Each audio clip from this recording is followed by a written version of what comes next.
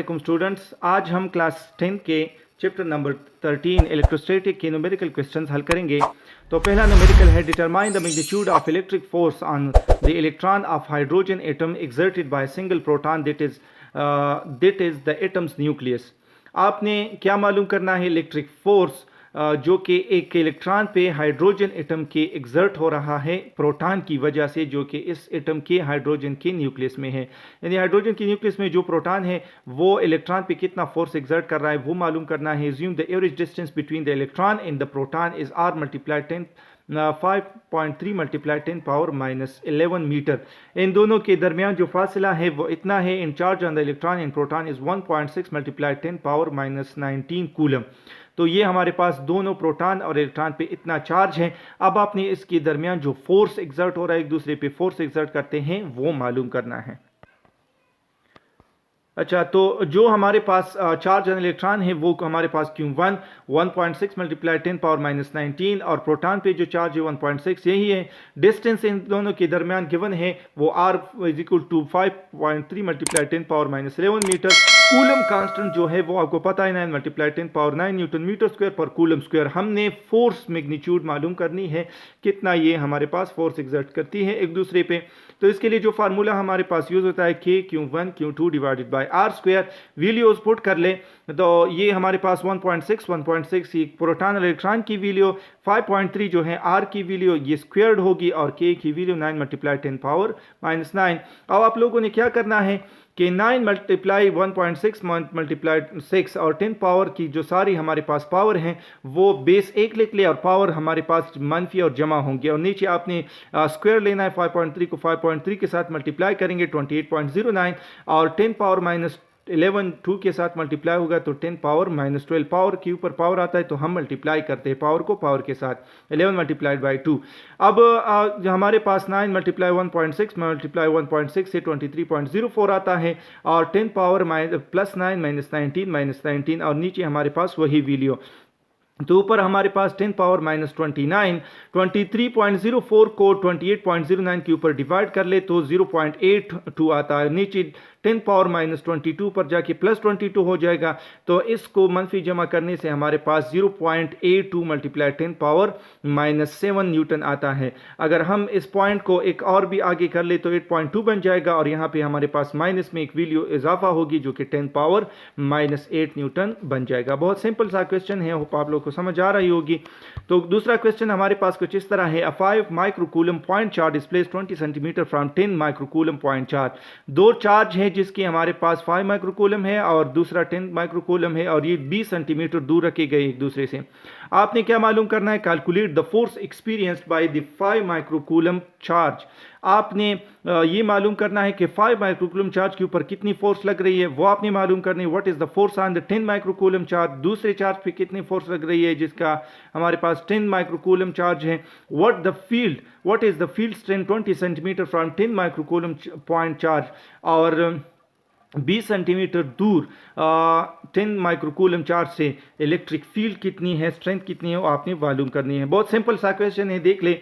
Q1 हमारे पास 5 microcoulomb 5 multiply 10 power -6। Q2 जो है 10 माइक्रोकूलम 10 मल्टीप्लाई 10 पावर -6 कूलम और डिस्टेंस बिटवीन 20 सेंटीमीटर तो इसको मीटर में चेंज कर ले, 100 के ऊपर डिवाइड करेंगे 0.2 मीटर आएगा। कूलम कांस्टेंट आपको पता है 9 multiply 10 power 9 newton metre square पर कूलम स्क्वायर। आपने क्या फाइंड करना है? Force on 5 microcoulomb charge, force on 10 microcoulomb charge और इलेक्ट्रिक फील्ड स्ट्रेंथ हमने मालूम करनी है। तो इसके लिए हम जो फार्मूला यूज करेंगे, पहले हम फोर्स मालूम करेंगे कि 5 माइक्रोकूलम चार्ज के ऊपर कितना फोर्स है।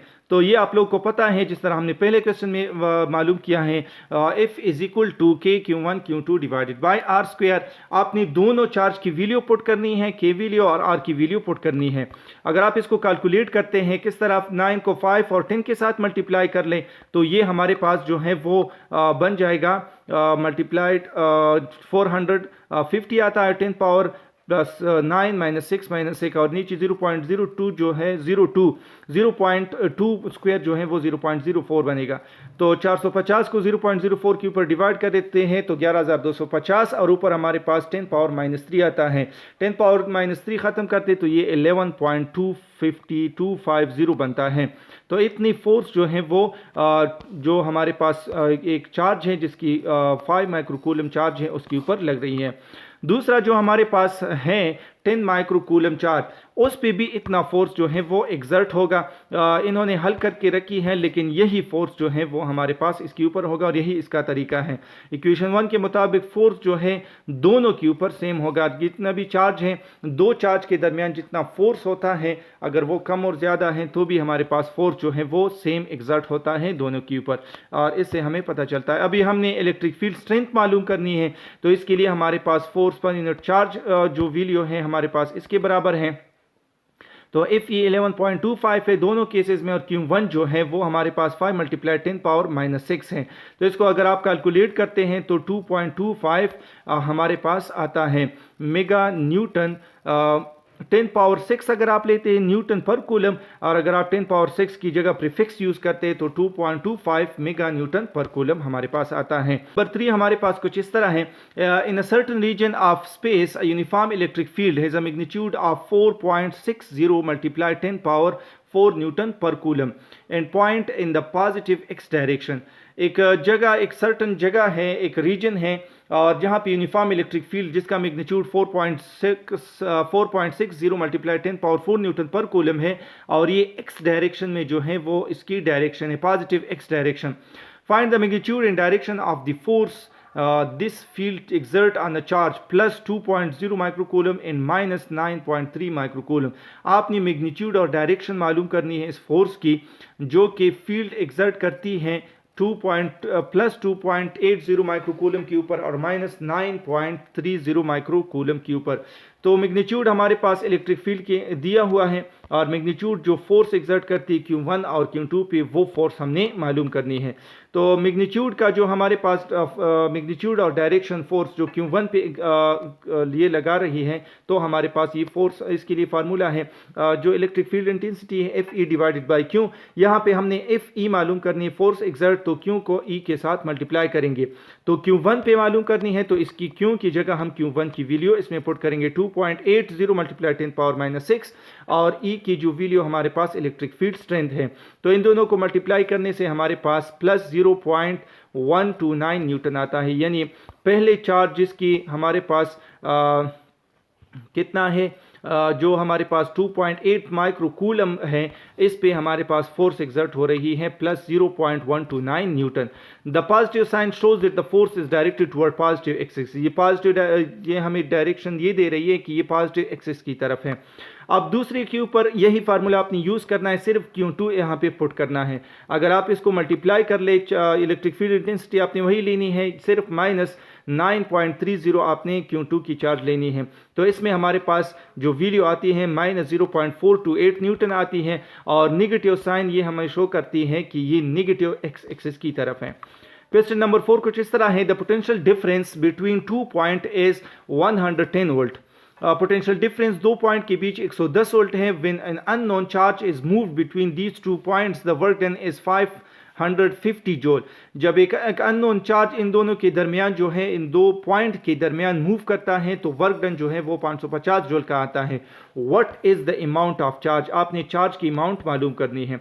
तो गिवन डेटा में हमें पोटेंशियल डिफरेंस दी है 110 है, वर्क डन जो है वो 550 जूल है। रिक्वायर्ड क्या है? रिक्वायर्ड आपने अमाउंट ऑफ चार्ज जो है वो मालूम कर लेनी है। तो इसके लिए हमें अब पता है voltage is equal to work done on the charge. क्यों हमने मालूम करनी है? वर्क डन डिवाइड करेंगे वोल्टेज के ऊपर तो 550 को डिवाइड करेंगे अमाउंट 10 के ऊपर, तो अमाउंट ऑफ चार्ज जो है वो 5 कूलम है। बहुत सिंपल सा क्वेश्चन है। क्वेश्चन नंबर 5 कुछ इस तरह है। The capacitance of capacitor is 3200 picofarad. Capacitor की जो कैपेसिटेंस है वो 3200 या 3200 पिकोफैराड है। If the potential difference between its plate is 220 volt. अगर पोटेंशियल डिफरेंस इन दोनों के प्लेट की दरमियान 220 वोल्ट है, what is the charge on each of its plate? तो दोनों प्लेट्स के दरमियान जो है चार्ज कितनी है? तो कैपेसिटेंस जो है वो 3200 पिको फैराड है, आपको पता है pico farad 10 power minus 12 farad होता है। पोटेंशियल डिफरेंस जो है वो 220 है। आपने दोनों प्लेट के ऊपर चार्ज कितनी है ये मालूम करनी है। तो इसके लिए हम कौन सा फार्मूला यूज करते हैं, आपको पता है Q is equal to C V. Capacitance को वोल्टेज के साथ मल्टीप्लाई करते हैं तो सिंपल कैपेसिटेंस जो है वो 3200 मल्टीप्लाई 10 पावर माइनस 12 है और वोल्टेज हमें 220 दिया है।